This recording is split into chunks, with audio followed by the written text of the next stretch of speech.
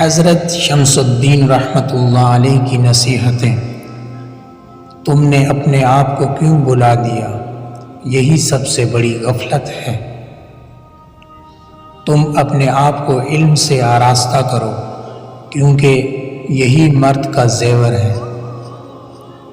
بدی سے توبہ کرو اور بدنام سے سبق سیکھو اور نیکی کو پوشیدہ رکھو۔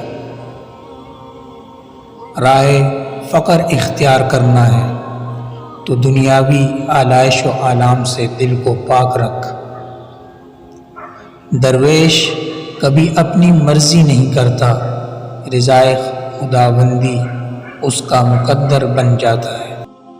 جس نے خدا کو راضی کیا، خدا نے اپنے اس بندے کو راضی کیا۔ بزرگان دین کی زندگی کو سامنے رکھ کر ہی بہترین زندگی گزاری جا سکتی ہے۔